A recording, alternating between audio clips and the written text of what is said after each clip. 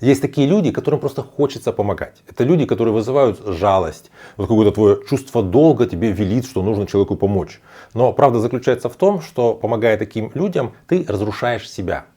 Меня зовут Евгений Масеев, я психиатр и психотерапевт, я давно работаю в теме психологии отношений. И сегодня я расскажу вам о 5 типах людей, которые таким образом ведут себя, что тебе хочется человеку помочь, но ты попадаешь в саморазрушительные отношения для себя, с одной стороны, а с другой стороны, потакая ему, ты фиксируешь у него такую паразитарную позицию. Если эта тема вам интересна, ставьте лайк под видео, подпишитесь на мой канал, чтобы не потерять меня, и мы с вами начинаем. Первый тип людей, которым не стоит помогать, это хроническая жертва. Это человек, у которого всегда все плохо, он всегда жалуется, виноваты другие люди, но ему важна не помощь, ему нужна роль от этой жертвы. То есть как это может выглядеть? Вот человек рассказывает о каких-то своих проблемах, вы прониклись, помогаете ему советами, связями, деньгами, а потом через неделю, через месяц его встречаете, а у него вот все как было, так вот и есть. Вот ничего не помогло. Никакая твоя помощь не помогает, потому что человеку не важна помощь, ему важна роль. Люди со скрытым нарциссизмом часто бывают такими хроническими жертвами, потому что они предъявляются миру через жертвенность и получают внимание через то, что люди вроде их и жалеют, и сочувствуют им, потому что у них постоянно какая-то такая вот вселенская драма какой-то беды. Постоянная какая-то проблема, которую они не решают, потому что же это основной способ их контактирования с миром. Второй тип людей, которым не стоит помогать, это такой манипулятор через слабость. Человек, который манипулирует своей слабостью, с одной стороны, с другой стороны, он вас немножко идеализирует. Вот он может такие фразы говорить, как «без тебя у меня бы ничего не получилось», «без тебя я не справлюсь». Когда вы немножко от него отдаляетесь, у вас какие-то свои дела, чтобы вернуть вас обратно в контакт, он вдруг ломается. Вот он вдруг говорит, что я заболел, или у меня обострились мои заболевания, или у меня критические проблемы на работе, или у меня ссоры с партнером, я не знаю, у меня плохие мысли в голове, я что-то с собой сделаю. Начинает вас как-то так пугать. Вы, естественно, бросаетесь, чтобы ему помочь в такой критической ситуации, а он вот как раз таки вас и получил обратно, он опять вас контролирует, или опять вы находитесь рядом с ним. Это, в принципе, такая распространенная манипуляция, когда человек для того, чтобы привлечь к себе внимание, начинает как-то обострять даже или выдумать свои болезни. Третий тип людей, которым не стоит помогать, это человек, который не чувствует границ. Грубо говоря, он путает «мне помогли» и «мне должны помогать». Вот ты один раз человека выручил, он потом уже через месяц ходит к тебе, как к себе домой и считает, что ему здесь должны просто помогать. То есть таким людям не свойственна вообще благодарность, и он, как правило, вообще не воспринимает слова «нет». Такие люди часто, если вы ему отказываете, начинают обижаться смертельной обидой. Как так? Мне должны здесь помочь, как ты можешь мне отказать? Вот если вы оказались в отношениях с таким человеком, это подсвечивает определенные ваши психологические особенности. Если вы находитесь рядом с человеком, который так вот не чувствует своих границ, то что происходит с вашим умением отстаивать свои границы?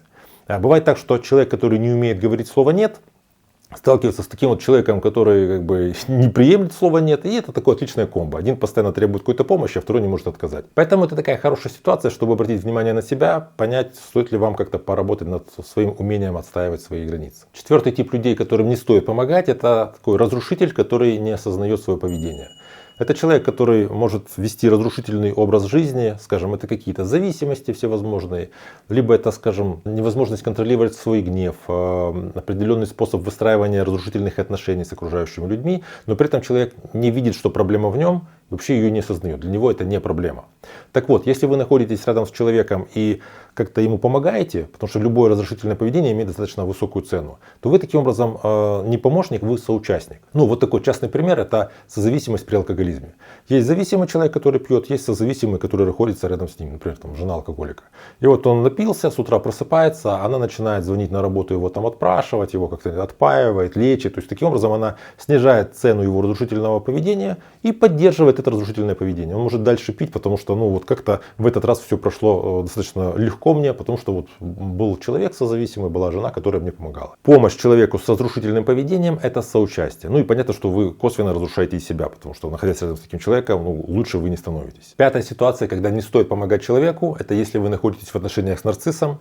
Он вас обесценивает, вы чувствуете тревогу из-за этого, стараетесь вернуть его благосклонность, начинаете что-то для него делать, он потом вас обвиняет, что вы стараетесь недостаточно.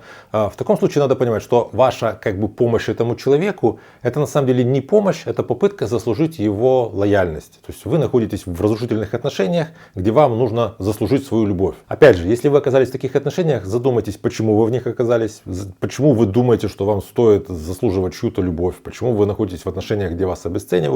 То есть главное понимать, что когда человек говорит о том, что ему что-то нужно, и ты первым делом начинаешь думать о том, как его какую-то вот просьбу выполнить, то ты стараешься ему как бы помочь.